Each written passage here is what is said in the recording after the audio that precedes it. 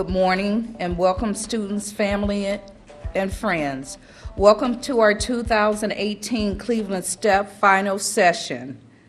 Also, I would like to welcome this year's Cleveland STEP members and volunteers for making this program run smoothly and effectively as previous years. This year marks STEP's 23rd year.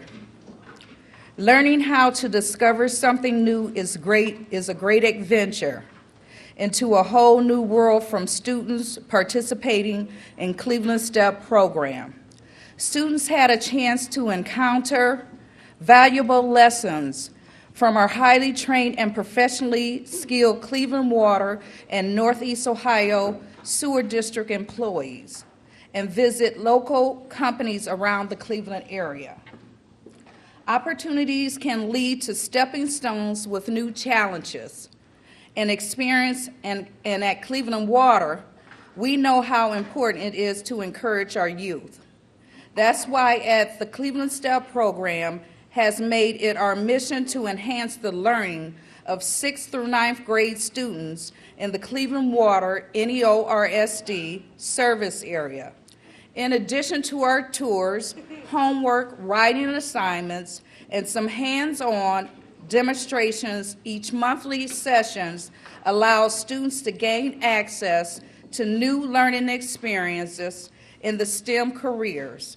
Whether it's learning the basic mechanics on how something works to designing and implementing an action plan, this Cleveland STEP program was there to help students in finding the answers. Cleveland STEP has expanded across our 80 communities. We've had a wonderful class this year. We're so pleased to see everyone who's present to hear our 2018 students have learned from several participating institutions in the Cleveland area involving careers in the STEM field, which were toured during the program year. Each year we integrate new companies to our tour. Once again, welcome and please enjoy the program.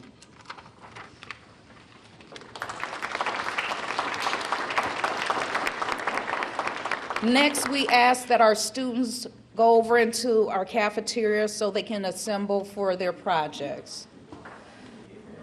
All right, we have Ms. Jonette Romero. She's the manager of education and outreach. She's going to continue on by giving you a brief highlight of the different tours that we went on this year, and she's going to let you guys know, just give a brief overview of the different tours before the kids come in with their presentations. Jonette Romero.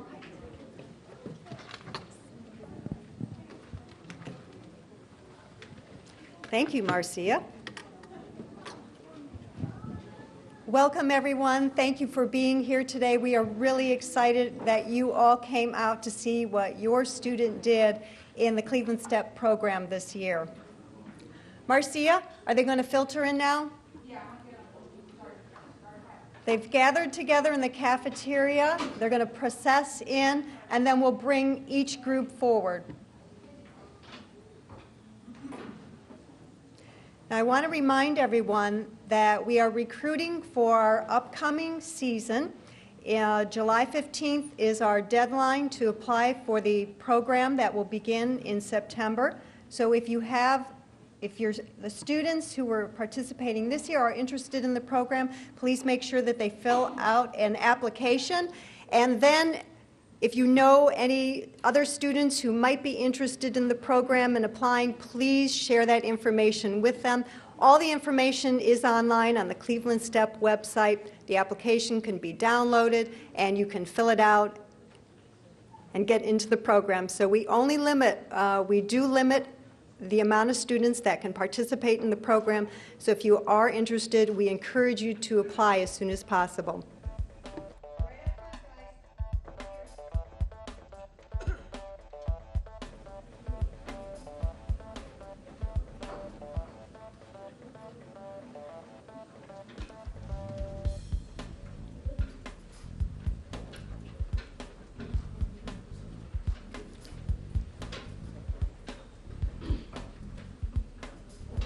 All the way over, guys.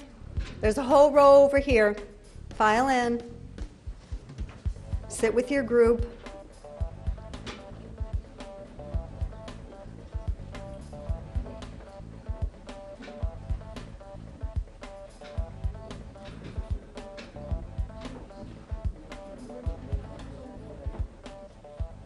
Okay, I'd like group 1 to now come up onto the stage for the presentation. Steps are over here, so group 1, come on up. This is the group that did Osborne Engineering in the Ohio Department of Transportation. Steps over here, and come up around behind me. So for group 1, Layla Coates, Keith Brown, Alighty Calderon, Antoine Mitchell, and Dalen Ellington. On our first visit, we spent our morning with Osborne Engineering and the Ohio Department of Transportation, learning about the engineering that went into the West Shoreway reconstruction and West 28th and 45th Street safety improvements. And now, guys, it is your turn. Here's the microphone.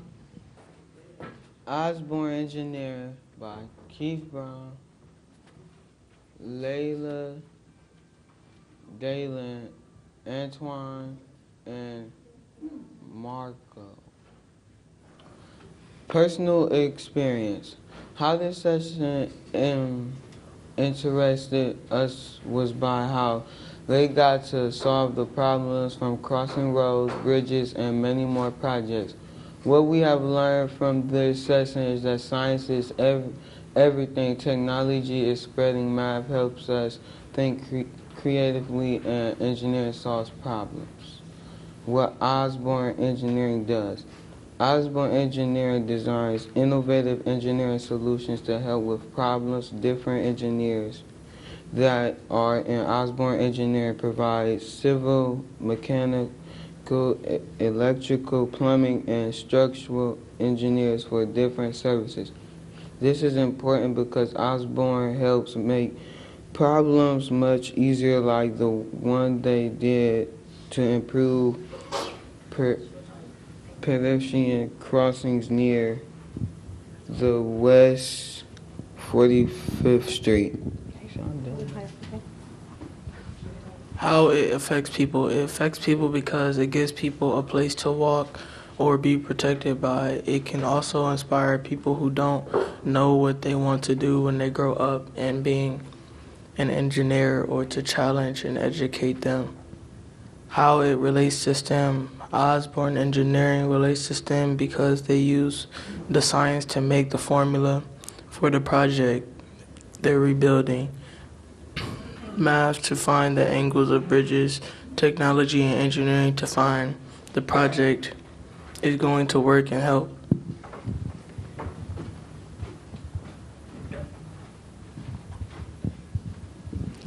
We're done.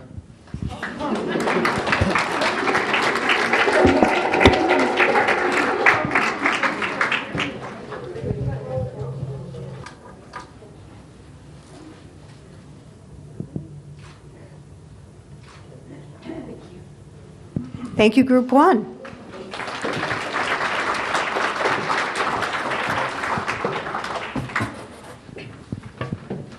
All right, Group 2, please come up.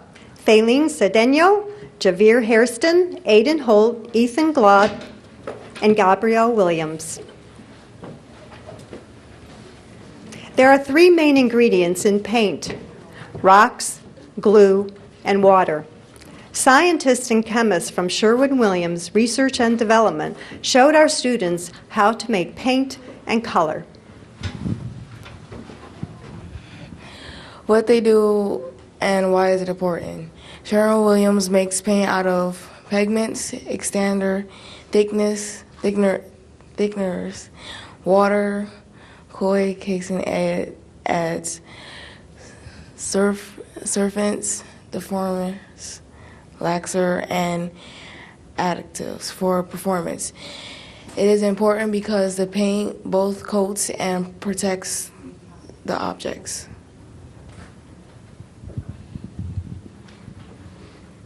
And how the work Sherwin-Williams does relates to STEM is because the work they do requires the creativity of a chemist and the ingenuity of an engineer.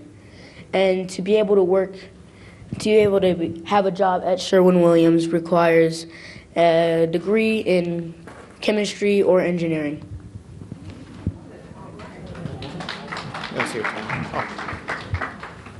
Sherwin-Williams is used in everyday life by making different types of paint to cover walls, doors, and fences to make them colorful.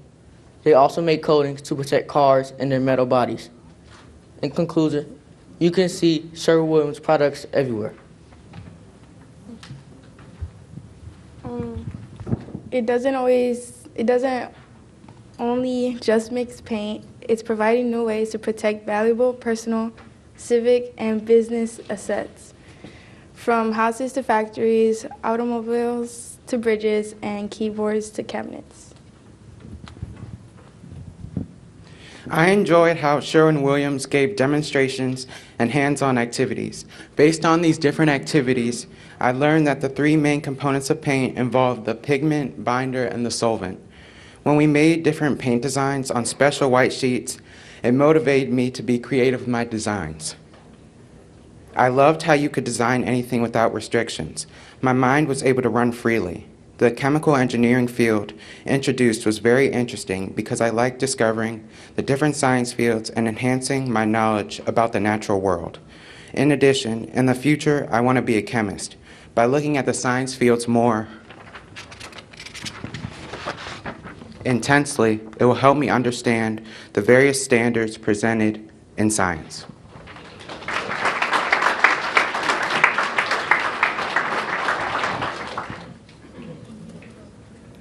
I don't know if the crowd can see, but all around their board they have paint chips.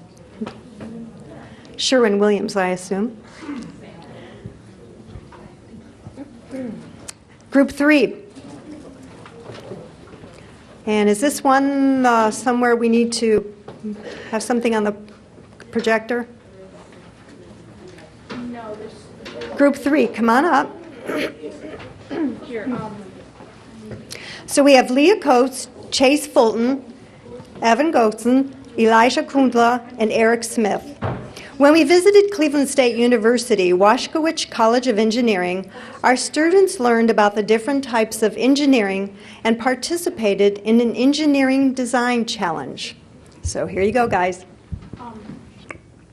CSU Washkowicz College of Engineering. CSU teaches and trains future engineers in civil engineering, mechanical engineering, computer science, chemical engineering, and electrical engineering. Engineers are important to improve the design, efficiency, safety of objects and systems we use every day. So, civil engineers focus on the infrastructure of transportation, such as designing safe roads, bridges, and airports, as well as the transportation system they are a part of. Mechanical engineers improve the safety and efficiency of engines, machines, ventilation systems, and vehicles.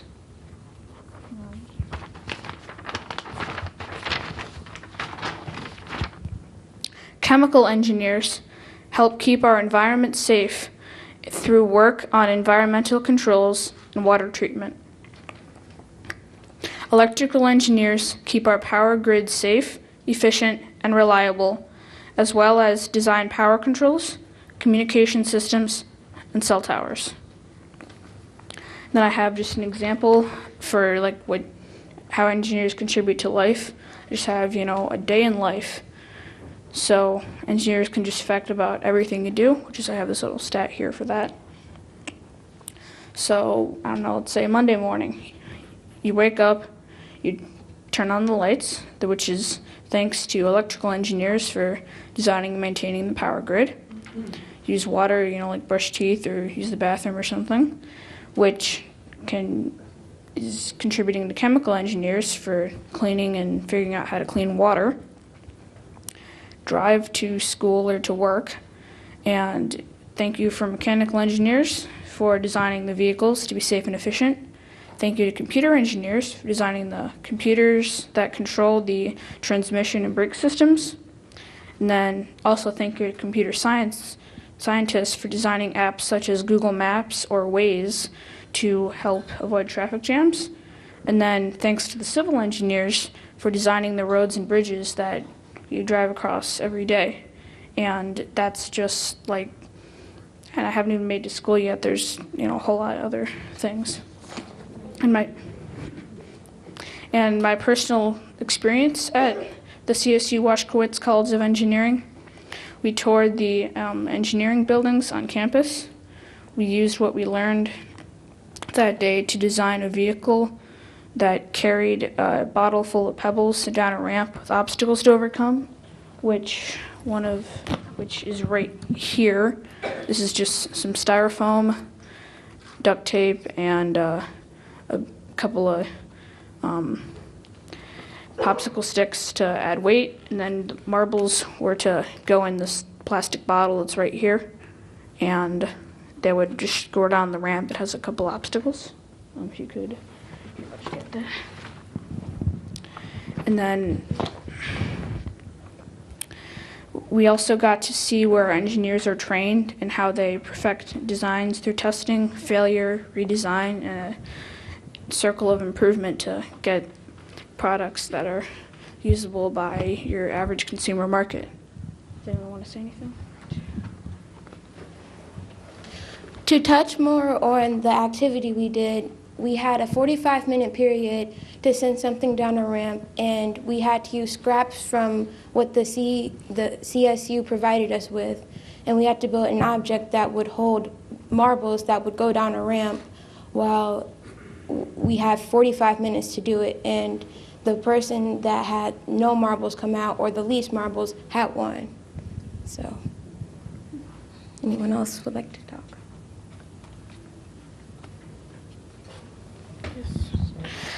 Thank you for listening to our presentation today.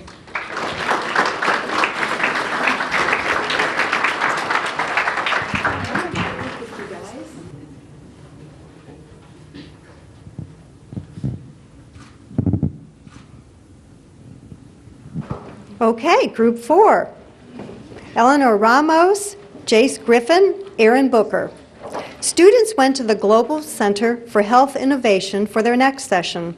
The center is home to 45 healthcare, health IT, and medical innovation brands, providing a central location to connect the medical industry to insight, education, and innovation. Product design and development firm SmartShape led the students in an exercise to design and create prototype lightsabers for their clients. Our project was SmartShape Design at the Global Center for Health Innovation. Our group was Eleanor Ramos, Jace Griffin, Michael Tippin, and Aaron Booker. What does SmartShape Design do? SmartShape Design takes useful everyday products and makes them beautiful, functional, easy to use, and real. Why SmartShape Design is important? SmartShape Design is important to us because they make anything from baby strollers and maps to complex medical equipment used in ERs. How SmartShape Design relates to STEM. SmartShape uses science, creativity, research, art, problem-solving, skills, and empathy for others to make their products. How SmartShape Design affects our daily lives. SmartShape makes a huge difference in our lives. SmartShape had made hands-free temperature monitoring, touch-free hand sanitizer dispensers, electric-powered mowers, and more everyday products. What does the Global Center for Health Innovation do? The Global Center for Health Innovation provides a gateway to gather and gain insight into advancements guiding healthcare's future.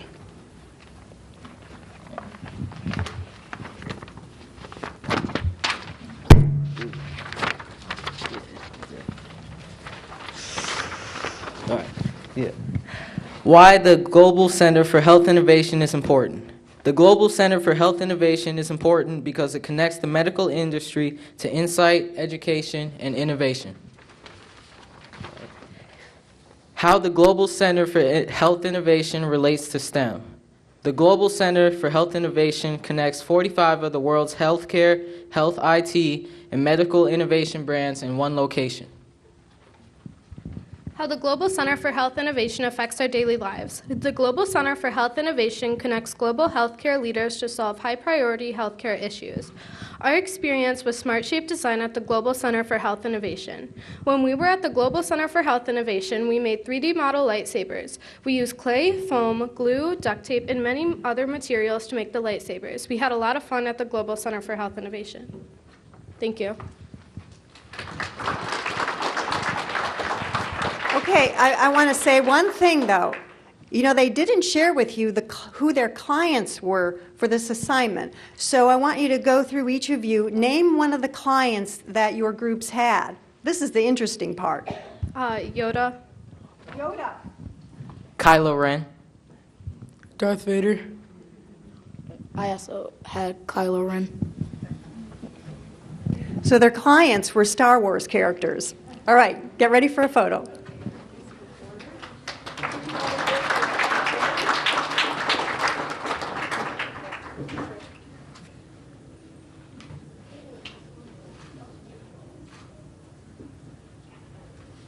Thank you.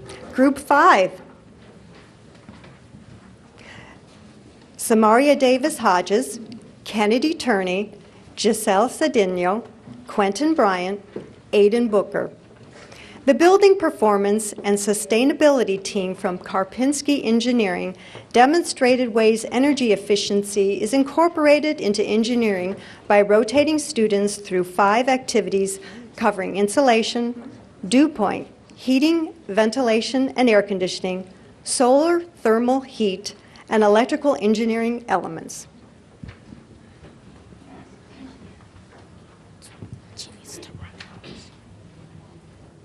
We have a presentation. When Karpinski Engineering came to visit us, they explained the work the company does, what they make, and what they build. It was nice to know that Karpinski Engineering has grown to more than 135 staff members and have 5 regional offices, which 3 of them are in Ohio. The company has also produced more than 200 projects. I really enjoyed learning about Karpinski Engineering and doing the hands-on work when we measured the temperature of water and the type of heat transfer. Karpinski Engineering by Aidan Booker, Kennedy Turney, Quentin Bryant, Rafe Holmes, Samaria Davis Hodges, and Giselle Cedinho.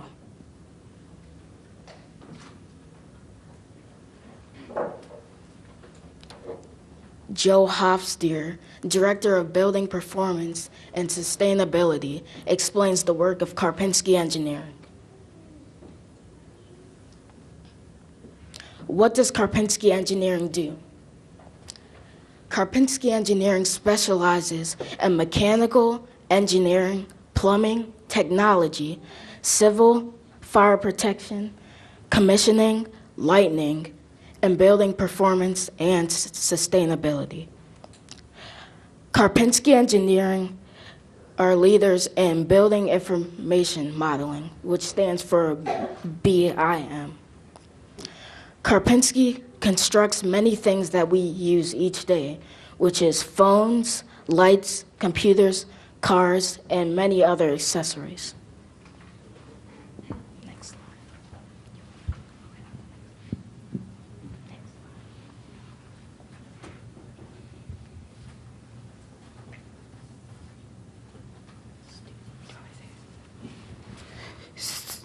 Students learned about the types of heat transfer, radiation, convection, and conduction.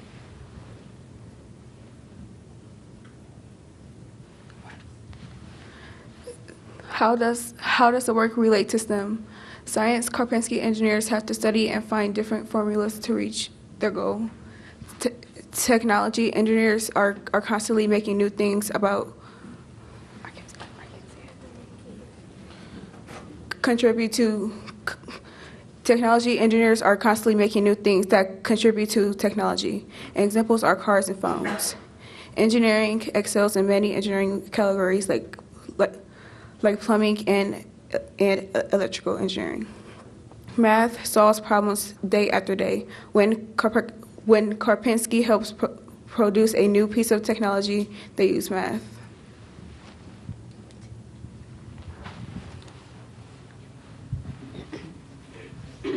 Students measured the temperature of water before it traveled through tubes heated by solar lights.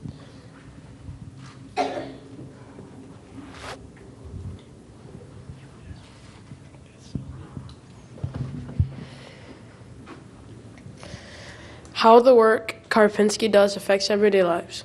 When you pick up your phone and don't realize the work that goes into it, it all starts with an idea, and it turns into a project. Just like the iPhone, it started out as a dream, and it turned into a device we use each day. Without that idea, we would probably still be using flip phones today. Karpinski Engineering started out as an idea and turned into a reality.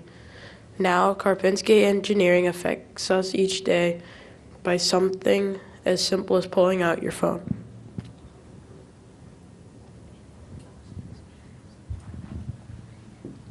The students measured the temperature of the container as the water inside was cooled down to find the temperature at which the water began to condense, the dew point.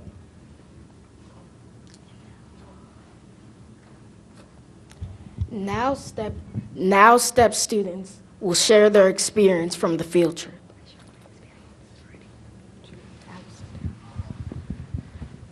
So for Karpinski Engineering, my experience was good because I got to learn new things that like I never learned before about it. So like I felt like that was like a good thing to learn. My favorite part was taking the water temperature through the tubes because it was fun.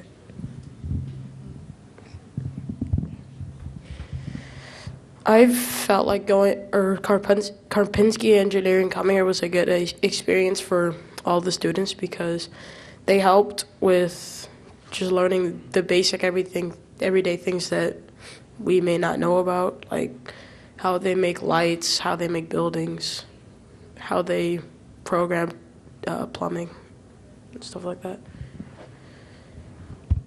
There's one other thing.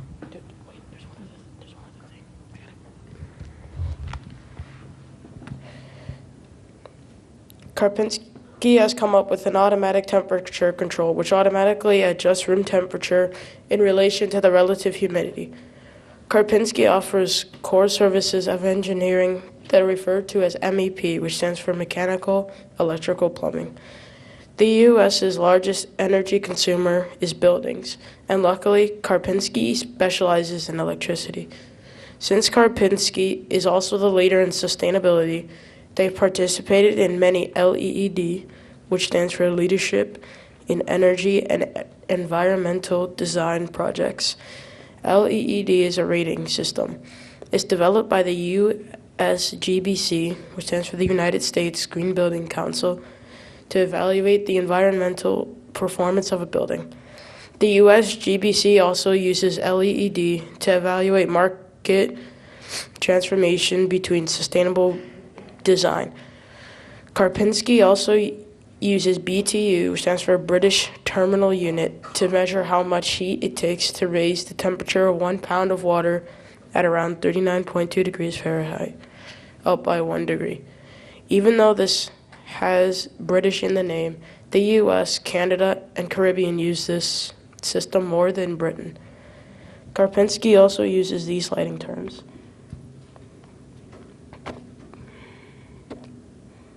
Kelvin, which is the color temperature of a specific light or bulb. Argon, which is an insert gas used in incandescent and fluorescent lamps. Argon retards the evaporation of the filament and thereby lengthens the average rated life of the lamp. Watts, which is the power consumed by the light.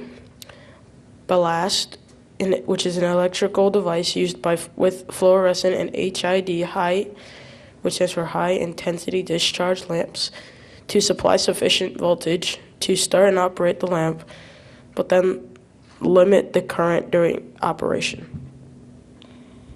Lumens, which is the light intensity from a fixture. Kilowatt hours, which is the amount of energy consumed over a period of time. And Karpinski Engineering is an overall very useful and helpful company. They are dedicated to the work they do, and they have been for nearly 35 years. Thank you for watching.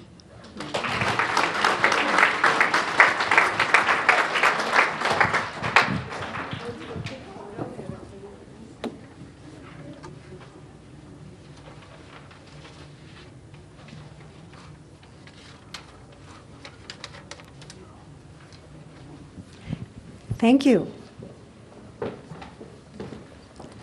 Group 6, Tamar Clark, Ramses Jones, Roxanne Jones, Deanna Rucker. Please come up.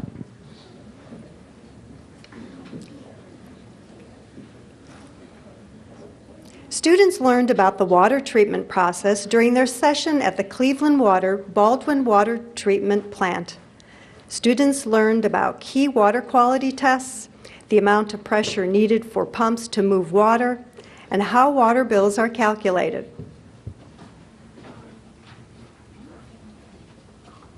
Okay, my name is Tamar Clark, and this is our slideshow.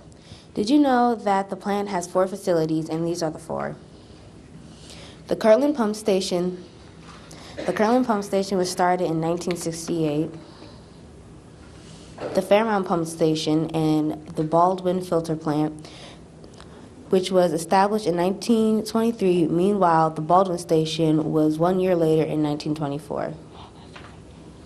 The Fairmount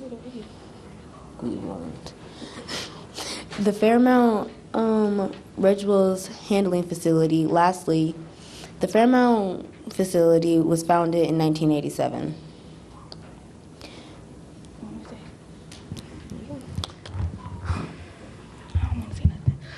Okay.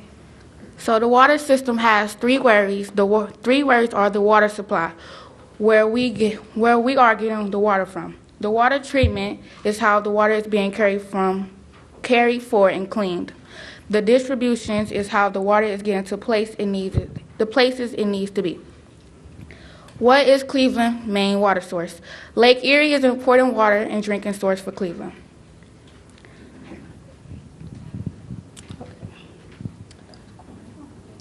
Okay, the way they clean the water, they use screens. The screens remove fish and other objects, then the chlorine added disinfects the water. Pumps are needed to push the water. They first need to overcome 2 main things, friction and static lift.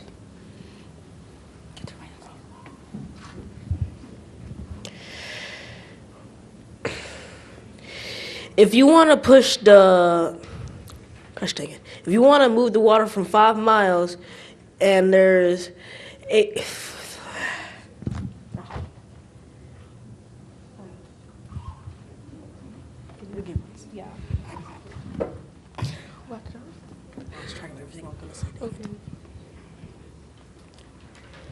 To get friction, you have to do 3 psi times the number of miles. For example, 3 psi times 5 miles equals 15 psi. To get static lift, you have to do 800 UGs, subtract that from 574 UGs, and get 246. Then divide 246 by 2.31 and get 106. Then add the static lift and the friction and get 121 psi. To get leakage rate, the leakage rate is 48 million gallons per day. Divide 48 million gallons per day divided by 24 equals 2 million gallons per hour. And there are 10 million gallons in a tank. And then 10 million gallons times 2 million gallons per hour equals 5 hours. You want to read extra facts? Some extra facts are that there are 5,300 miles of water mains, making this the 9th largest water system in the country. This also accounts for 74,971 fire hydrants. So now we're going to share our experiences. My experience with the Baldwin Water Park, it was pretty simple. We went They showed us how they clean the water. They compact all the water in these certain tanks. They use chlorine and they use it to foam it up. So all the rubbish and stuff sinks to the bottom like a net. And all the clean water stays at the top. They flow the rubbish on through the tank and it goes out into the garbage, obviously. So then, what's it?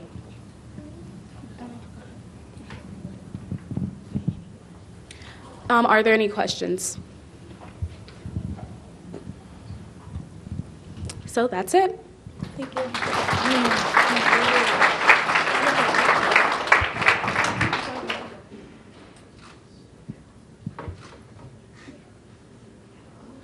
All right, great job. Can we have all the students stand up? Round of applause for those presentations. Very, very nice job. Thank you very much.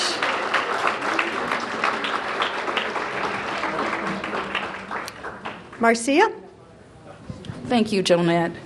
Now we have to move the program along. We'll have remarks from Kyle Dreyfus Wells. She's the Chief Executive Officer from Northeast Ohio Regional Sewer District.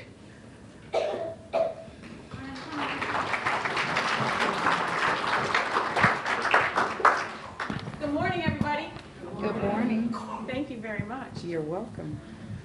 Good morning. And I was looking out and seeing these kids do their presentations and looking at all of you as parents. And I remember when my son was little, he did an introduction to a school play, and he greeted the crowd by saying, "Good morning, ladies, gentlemen, and parents," which I always thought, sort of just left the parents on the side. So I want to specifically acknowledge parent to parent. Thank you so much for your great kids, great students. Thanks so much for your work, and thanks for having them all. We really appreciate it at the Northeast Ohio Regional Sewer District. So I'm Kyle Dreyfus Wells. I'm the Chief Executive Officer of the Sewer District, and again, thank you for joining us for the STEP commencement ceremony.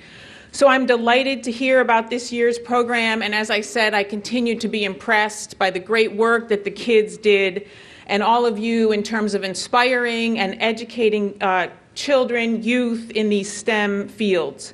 The tours sound terrific that everyone went through this year in terms of visiting our Environmental Maintenance and Service Center on East 49th Street, coming to the annual open house of the Sewer District, which I invite everybody to come to this September. Angela, what's the date? Angela will get the right date, and we'll come back out to you guys. Please come to our open house. It's in September, and it's a wonderful event. You can tour our Southerly Wastewater Treatment Plant, which is the largest wastewater treatment plant in the state of Ohio, and I very much look forward to having everybody else there. And the work of all the consulting firms that worked with the kids this year is also great to see that private sector commitment. From all of your presentations, I can tell that you've learned a lot. And it's interesting, you have STEM fields of engineering, science, math, but it's also important to remember the public and the partnerships that go into that. So I just want to point out our district staff. We have Angela Jones, Jessica Cotton, and Jessie Mathis. If y'all can stand up. Jessica, Angela, and Jessie work in technical fields. So Jessica does geographic information systems, Angela is an engineer, Jessie works with our construction program. But a huge part of their work every day is working with people and working with systems and making things work. Particularly Jessie, because he's out on construction projects. These are multiple $1 million, $100 million, $45 million construction projects, and there are a lot of moving parts, there's a lot of personalities, and making sure that you can work with people in a civil, collaborative way is so important. So I just wanted to emphasize that. And then lastly, as you all go out, you may be wondering, what do you do next? So I encourage you to continue to study the STEM fields that you're interested in. Look at studying that in college, community college, wherever you go next. And then look, come work at the sewer district. I'm not guaranteeing everybody a job at the moment, but we do have a B-STEM internship program for folks that are interested in STEM careers, and I look forward to seeing you all at the sewer district at one day. We just featured one of our STEP students, Kendra Shropshire, who's working for us as a B-STEM person, so we'd be happy to see people going forward. So again, thanks everybody for your support and the support of the kids, and I look forward to talking to folks more today. Thank you.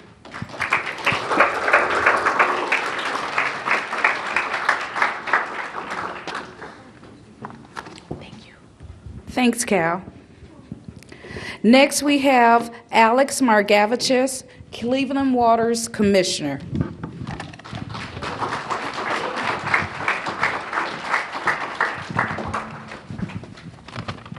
Thank you, Marcia. Well, it's great to see all you guys again. On behalf of Mayor Jackson and Director Robert Davis, welcome all the parents with us here today as well. First, a great big shout out to all of the volunteers, to Jonette, to Marcia, to Ramona, and all the many of them that are too numerous to name here. Great job by all of them. To the parents, for all your hard work in making this available for the students, Regional Sewer District and Kyle and all of your volunteers, and to the companies that hosted all the tours.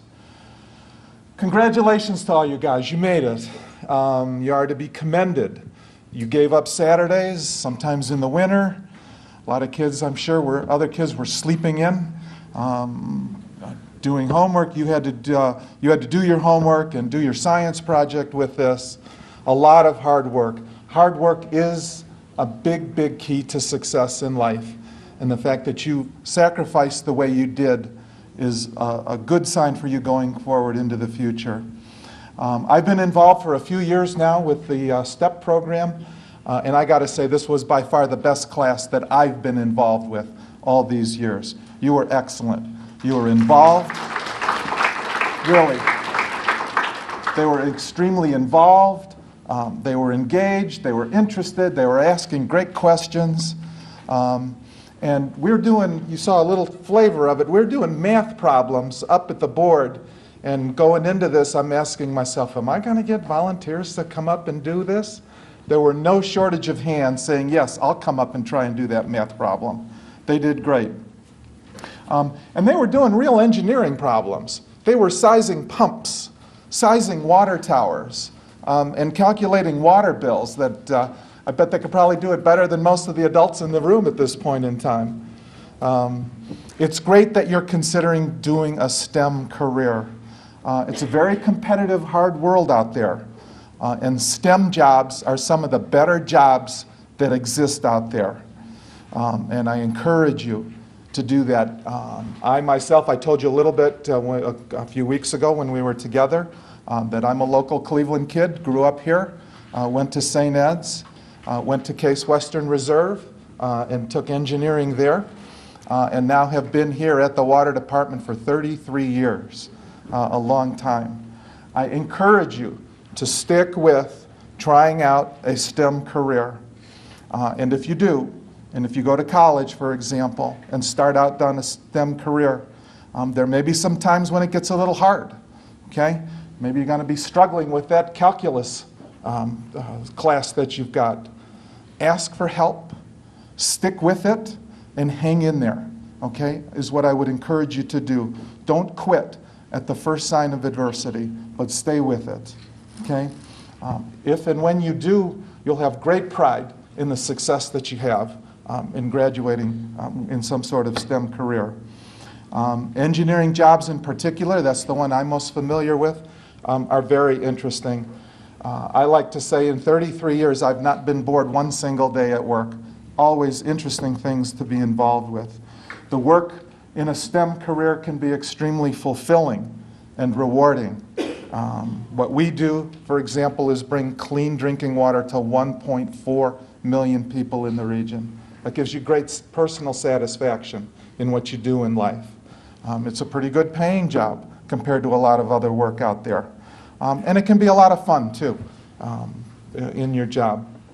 Here at the Cleveland Water Department, we have engineers, we have chemists, we have computer people and IT people, all sorts of STEM careers. So if you don't want to go and work on the dark side of regional sewer, you can come work for us.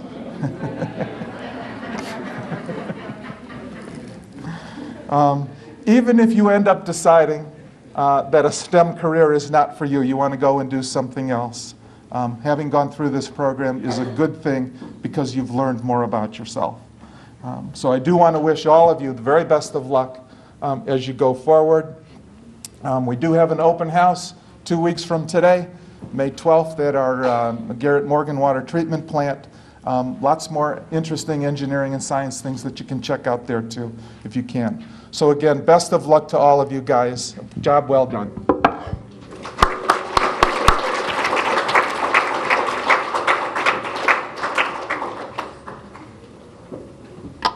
Thank you, Alex. Next, we will have Ramona Lowry, Deputy Commissioner of our Cleveland Water Pollution Control. She will do the introduction to our keynote speaker.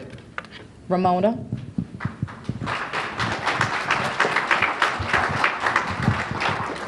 Okay. Good afternoon, everyone, or morning still. As she indicated, I'm Ramona Lowry from City of Cleveland Division of Water Pollution Control. And by trade, as Alex said, I'm a civil engineer, and so I've been working 20 years, not 33 yet, but in my 20 years, it has not been one day that's been the same. As he indicated, a very fulfilling career. And so today I'm going to do an introduction of Jeffrey. His bio is in here, so I'm not going to read it verbatim. I do, however, want to just point out a few things that Jeffrey said, and one is, if you kind of look in that first paragraph where he said that STEP is where his world of engineering and IT was expanded and redefined. That's one of the goals and missions of STEP, as you can see with the variety of tours that we do for the students. We want them to learn about all the different careers, and STEP, Sewer District and Cleveland Water, Water Pollution Control, those are places that hire engineers, Karpinski, but that's not it. As Alex indicated, there's several other areas you can go into STEM. So as Jeff has in his first paragraph, that is our goal, as well as the second, where he says that STEP put him on the path to his current career as a network engineer. And then if you kind of jump down a little further, he talks about NASA project as well as the National Society of Black Engineer program, NSBE. That's a program that Jessica Cotton, that Kyle mentioned earlier, and Angela Jones, that we do for students that are in the 9th through 12th grade. So once you age out of STEP, there's another program that your students can participate in. And so we always encourage our students, as Jeffrey was one of them, when he completed the STEP program here, he continued with another program with us, which is called NSBE Junior. In addition, if you go to the next column, he talks about his phenomenal performance as his journal award and the homework. And so as an opportunity for the kids, as Alex spoke of earlier when they were at the water department at Baldwin Plant doing the problems, as an engineer, I always make sure if it's my turn to write out the homework, there will be a conversion factor on there. And so the purpose of that is to help them, one, learn how to convert properly, because most schools don't teach it the right way, and second, just so it's like they can get their practice and learn now. So when you heard them up here talking about pounds per square inches and PSI, those are things that they learned in this program. So we want them, when they get to that, to just have that understanding. And so as Jeffrey indicated in here, those are all things in the foundation that he learned in STEP. When we select our student leaders, one thing I'm often looking at is who's quiet, because we do those, as one student leader is looking at me with her eyes going around. So we do that, and Jeffrey was one of those, but to pull out the great attributes in the students that we see, so we do stretch goals. And so with that, I'm just going to say, just please take the time to read his bio, because his whole bio is about what our objective is here in STEP, to stretch the students, to expand them, to expose them, and Jeffrey has taken full advantage of that. Jeffrey?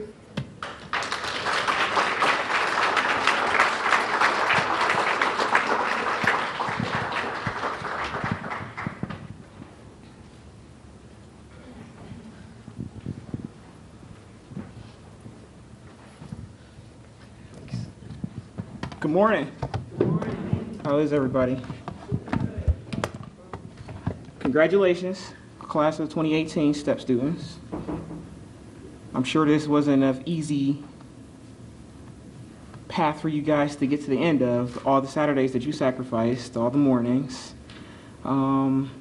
Just a little bit about myself. So it's been 10 years, and wow, a lot of different faces, and I see STEP is still going forward. Okay.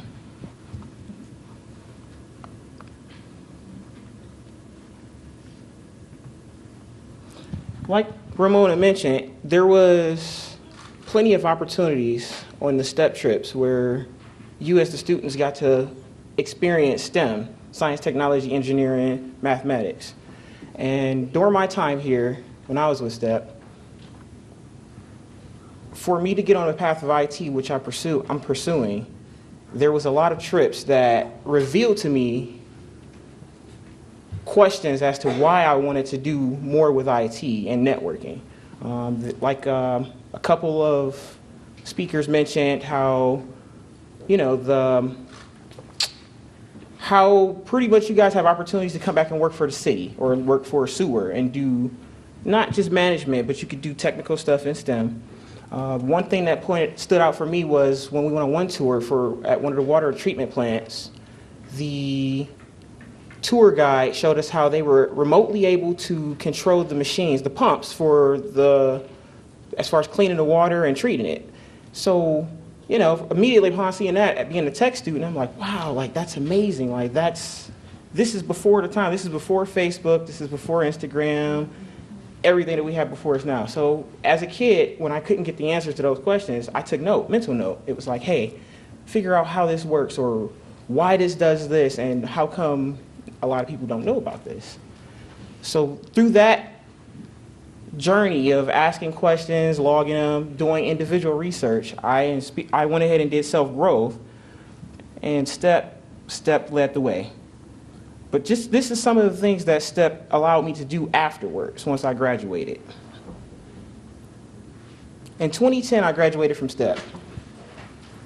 Same time that I was supposed to be graduating from here, I also had my high school graduation to attend. So that was kind of a lot to deal with. It was like, oh, okay.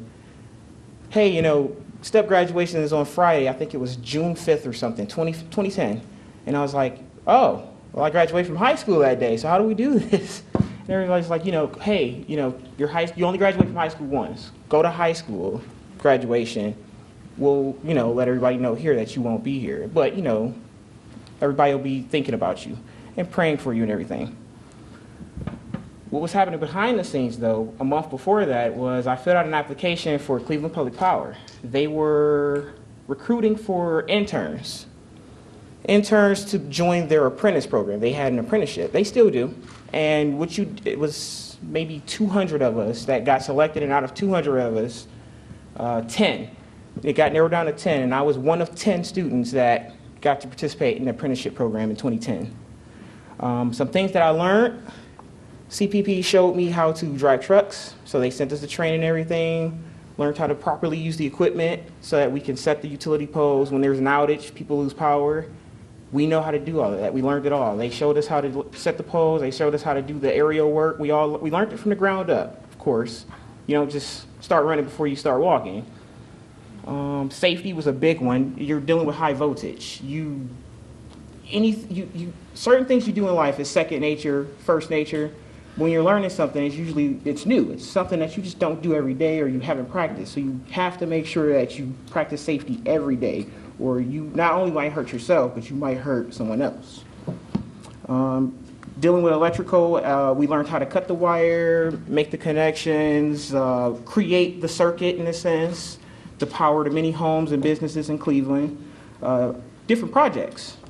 So there was a couple projects I worked on with the mayor, with the commissioner of commissioner of CPP, and a couple superintendents. One of them was an LED project.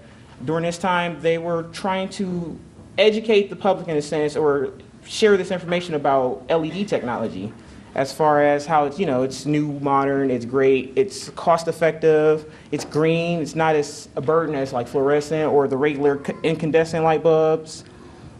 This pipe house was presented, I want to say across the street, but it was also at Tower City at one moment. I don't know if anybody was around that time and got to see it, but it was a PVC house painted black with LEDs, lighting, and different pictures from China. I think that's where they had went to actually just, research the technology. There was a company in China working on it. But the one thing I did not forget that STEP taught us was to network. Network, network, network. Wherever you go, network. There's always some sort of communication or contact, someone that can help you go further in life. So while I was there, I was networking, building bonds, connections with my foremans, the people you work with. You see them every day. If you can't trust the people you work with around you, how can, these are people that might save your life or you might need to save their life. From CPP, that was actually the stepping stone to the next part of my career when I crossed over and joined AT&T. So you see where this is going. If it wasn't for STEP, I wouldn't have really dived into CPP, which led me to AT&T. AT&T was pretty much a more stepping stone for me towards my career, my goal.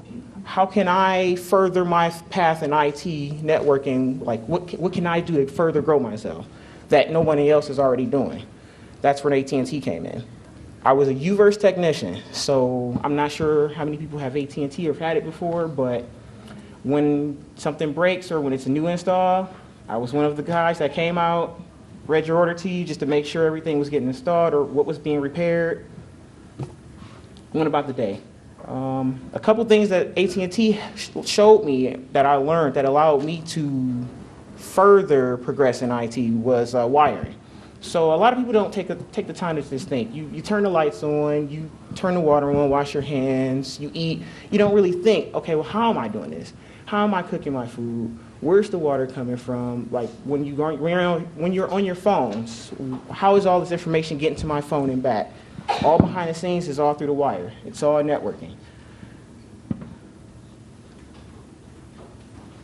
A big important role in AT&T was to help redefine my troubleshooting skills. So there's plenty of times where you run into a situation where you're like, okay, well, why is this doing this? Oh, okay, well, maybe it's this. No, it's not that. No, maybe it's this, it's not that. It's usually the least thing you expect, but there's protocol. Follow the protocol, or you create the protocol, or you've been there long enough, so you just know, oh yeah, it's this. Again, networking. While I was there, building connections. Everywhere you go, build some sort of connection, exchange some sort of contact or information. Those are people that you can maybe rely on one day, or they may need you to help them with something. Future plans. So currently, I'm the contractor with the Cleveland schools. So anything as far as networking, if the internet goes out, a user needs port activated for a new computer they just received, I get that ticket, get dispatched, go out there, activate the port, make sure the user has connectivity, they're squared away, they're happy, and then I go into my next job, my next ticket. What I've been learning though throughout my path is different structures and how different businesses and companies are structured internally. So not just from as far as the day-to-day operation where, you come in, you do your 8 to 5 or whatever and go, the entire operation as far as the back end, from the CEO, the hierarchy as far as the pyramid. And it was like, not every business is perfect, not every business is bad, but if you can identify your flaws and improve them, you can have growth. And that's how I got roped into a couple projects, like the CPP project for the pipe house.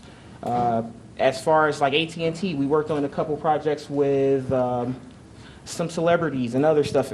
I can't really go into details, but yeah. So if it wasn't for STEP, I wouldn't have been able to pursue this path that allowed me to gain all this experience, this enrichment, to allow me to further pursue my goals.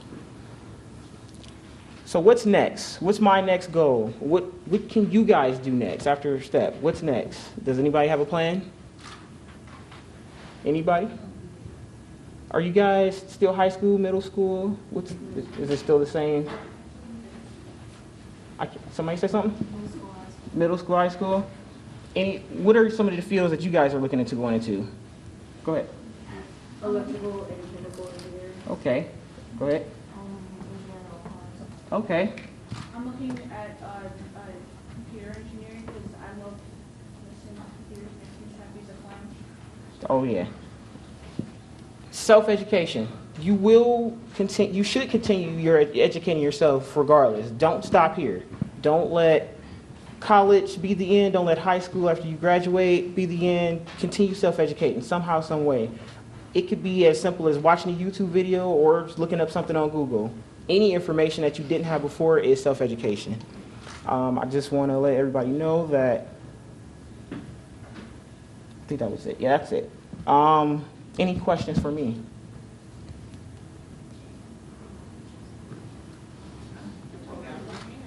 Oh, I'm sorry. Go ahead. Okay, so my grandmother kind of worked for the city at the time. She was like she's still here. She's a utility officer. And of course, you know, you work somewhere, you kind of, you're there in the environment. You hear information, you see stuff, whatever. So she saw an application and she's like, hey, you know, I think my grandson would be interested in this. So she called my mom, told my mom all about it, and immediately my mom was like, oh yeah, you're going to this.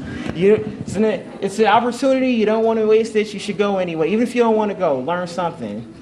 So we go to orientation, and I'm just like, oh man, it's a bunch of people, it's school on a Saturday, I don't want to do this, this sucks. Listen to, you know, some of the previous STEP students or leaders talk, and it was just like, okay, I'm a little convinced, but what really sold me was the science and technology, because I was into computer engineering and everything else. So I was like, okay. And from that point on, after going on the first 2 trips, I was just like, okay, I like this. We went to, I think the first one was the zoo. My very first STEP trip was to the zoo. And the second one was to one of the water plants. And after the water plant, when I saw them operating the pump remotely from the computer, I was like, whoa. I was like, yeah, I'll be to STEP every Saturday. And that's what sold it for me. After that, every Saturday. I know it was a sacrifice, but it was worth it. It was definitely worth it. Any other questions?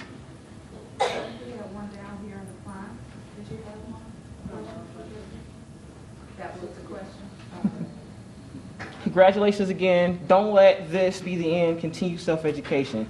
Thank you.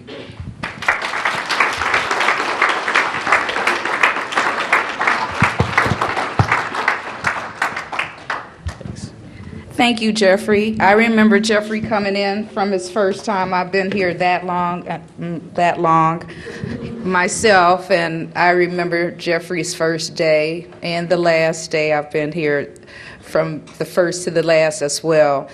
Next, I'm going to call up Ms. Savina Phillips. We're going to go on into our outstanding awards, into our certificates of participation. Savina.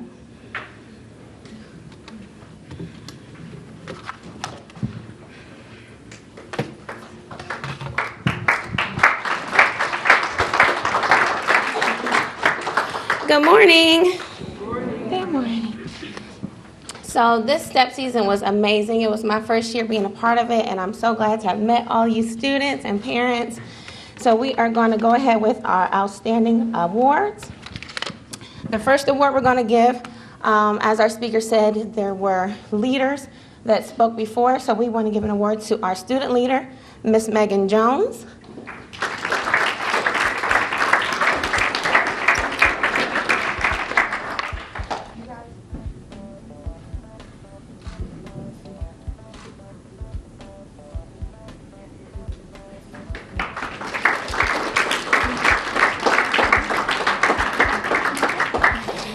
Next, we're going to go into our award for perfect attendance. We have Alida Calderon.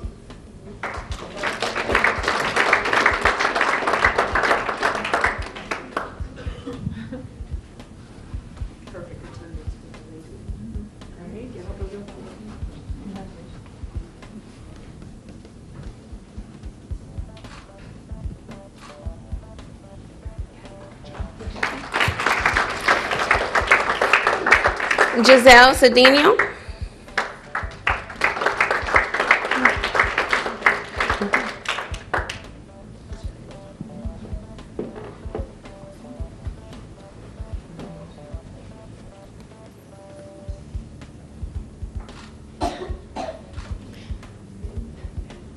Daylene Cedinho.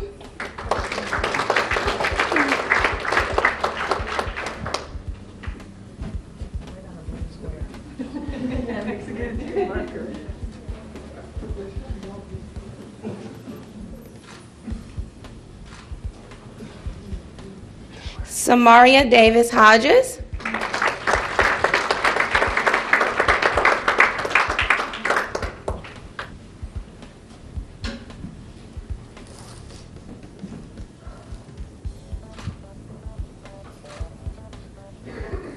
Chase Fulton.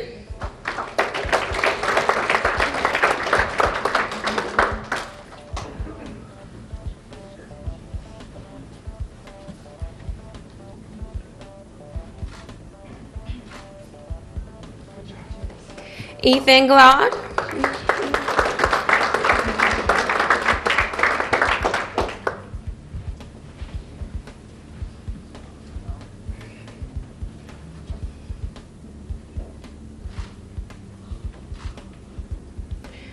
Jace Griffin.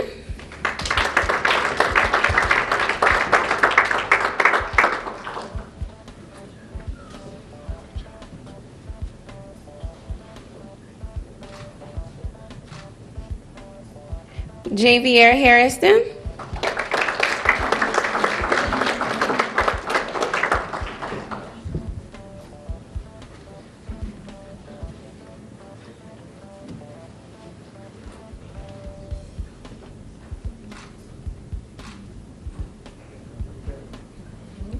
Ramses Jones.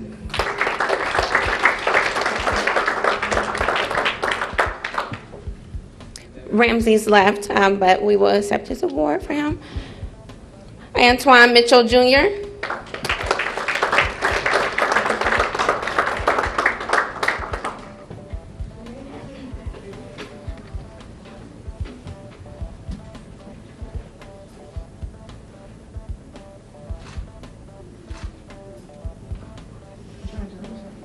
Eleanor Ramos.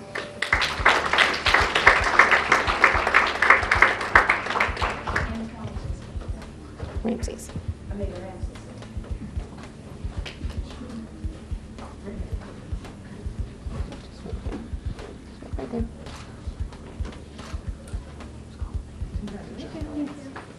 And Ramses Jones.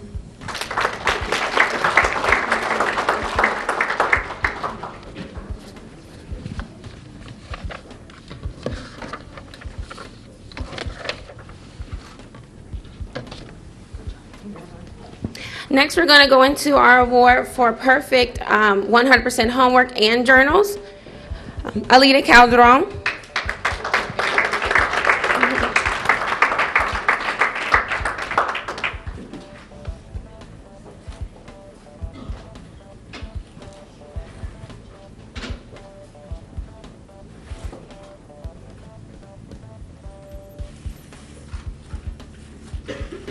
Giselle Cedinho.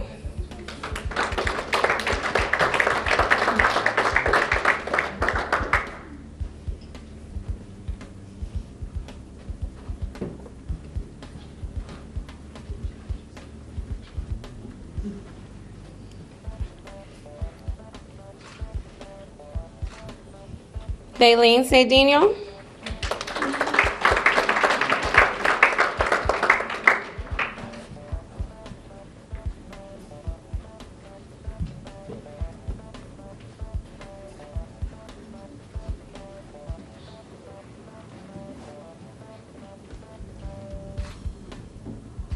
Samaria Davis Hodges.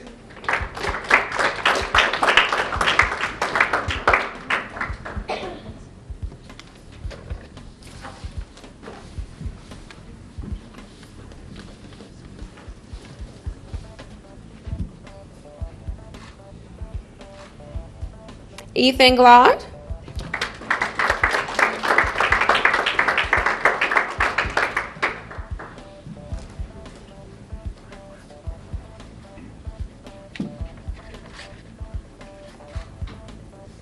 Eleanor Ramos.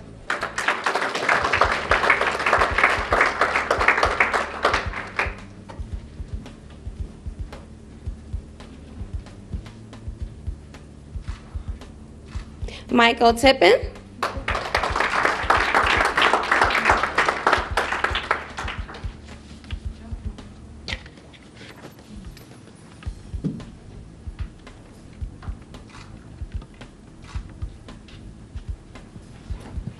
And now we're going to go into our award for participation. As I said, we had a great class this year. I just want to congratulate all the students for all your hard work.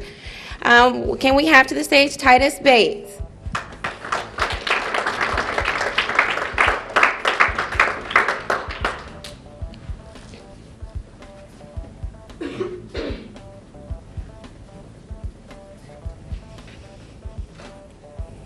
Aaron Booker.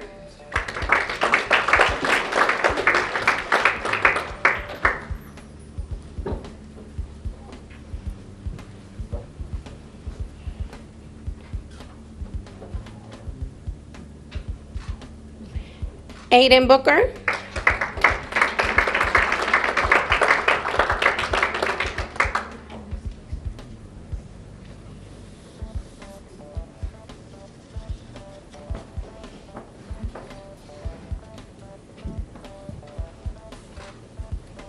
Keith Brown Jr.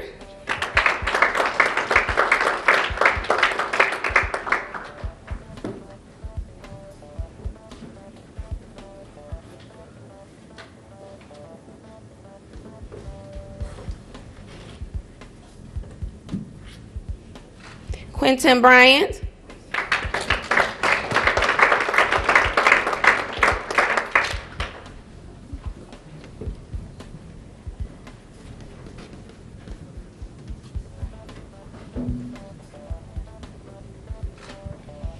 Alidi Calderon.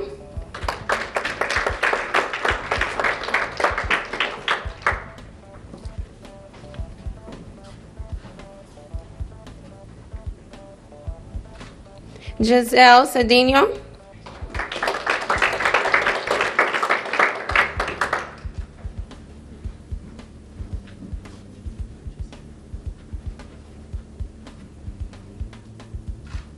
Thaleen Cedinho.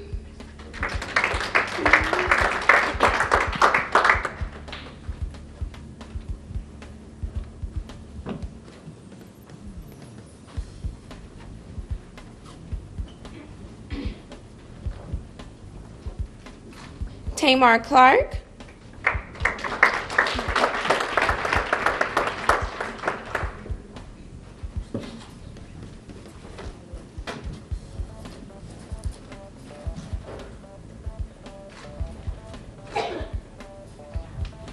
Layla Coates.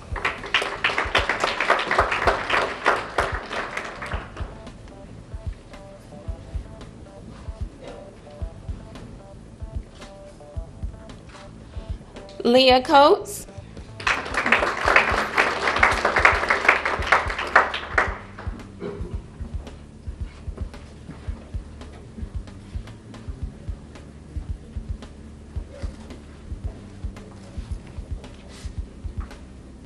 Samaria Davis Hodges.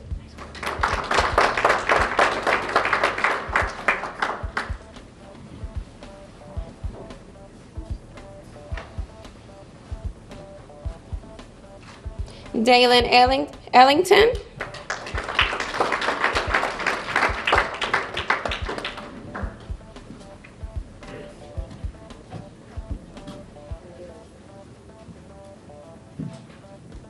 Chase Fulton.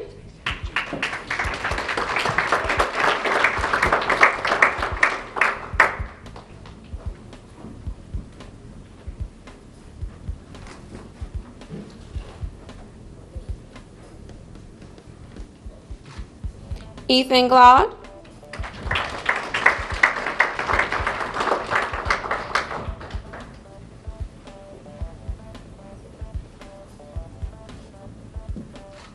Evan Gokin.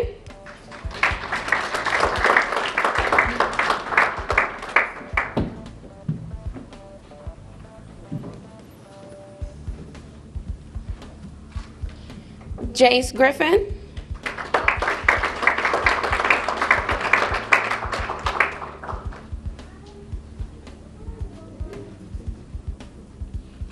Javier Harrison.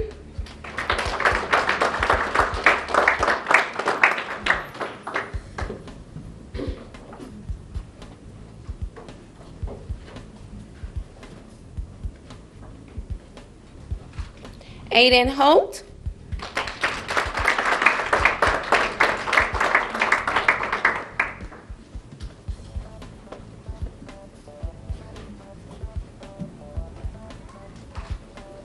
Ramses Jones.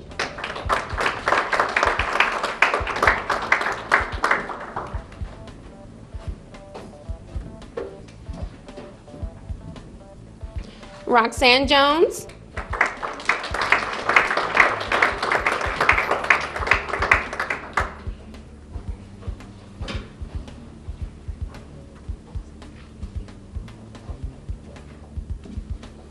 Elijah Kundla.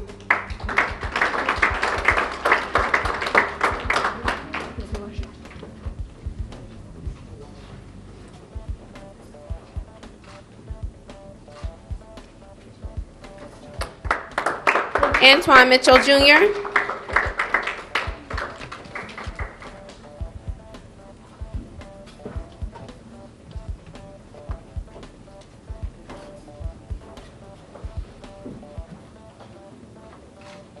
Eleanor Ramos.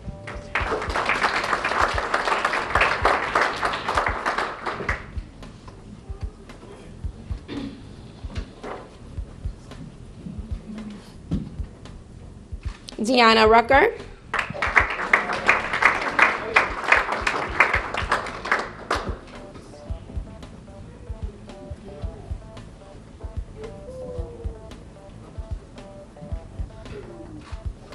Eric Smith.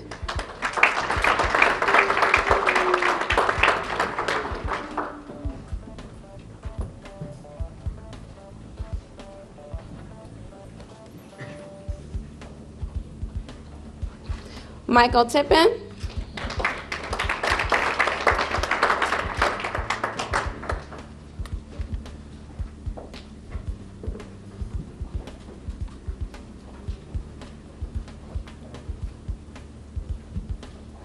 Kennedy Turney.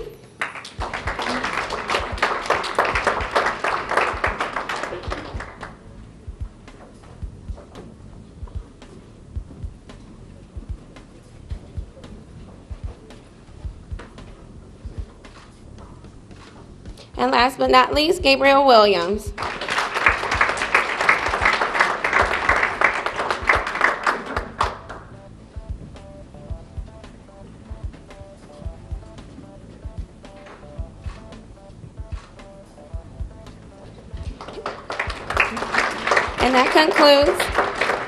And that concludes our awards and certificates. Thank you, Savina. Lastly, we will have our closing remarks. Thank you, everyone. From our Chief of Public Affairs, Dr. Jason Wood.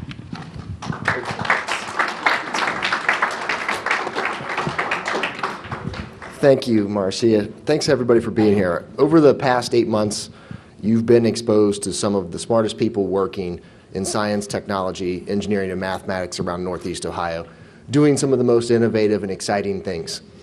I thought about trying to recap what all those things are, but after hearing the presentation, I don't think I could do it any better than each of the groups did, recapping and recounting their experiences in the program this year.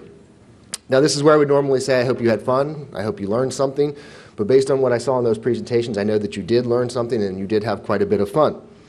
But as important as learning and having fun is in this program, we hope that you leave inspired. Inspired to continue to look at careers in science, technology, engineering, and mathematics. And if that's not where you want to go, inspired to continue to ask questions about whatever it is that makes you curious moving forward. So as I wrap up, I do want to stop and recognize a few folks. I do want our STEP committee to all stand up, as well as all of the volunteers who have worked to plan, organize, implement, and put this program together. And I'd like to give them all a round of applause if we can.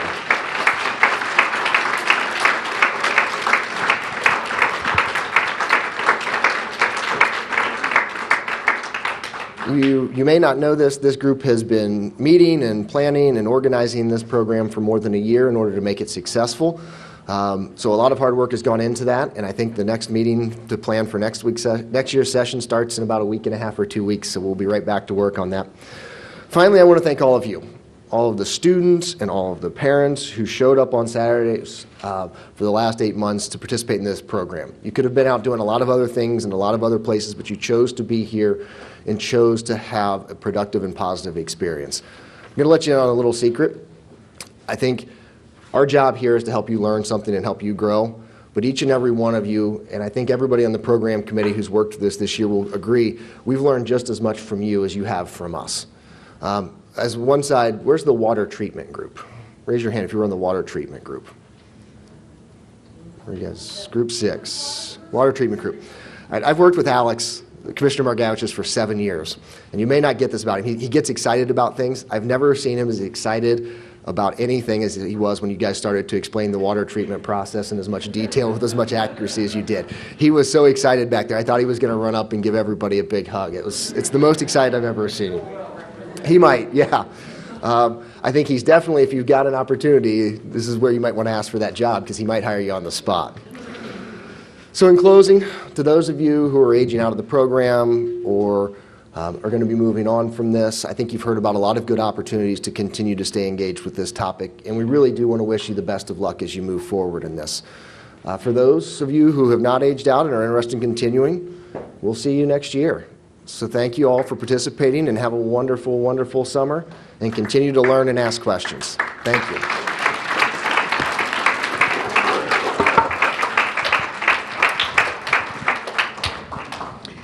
Okay, thank you, Chief Jason Wood. Let's give the participants, graduates, another round of applause for a job well done. Also, the photos of today's event can be found on clevelandwater.com, the STEP program, their website. You can find a link and download as many photos as you want. Again, as Dr. Wood said, enjoy your summer, kids. The STEP application is online. Enjoy your summer, and we'll see you next year. We'll be starting from the 6th grade on, which I guess we started last year. So again, if you guys need us, you have our telephone numbers, and have a safe summer. All right, thank you.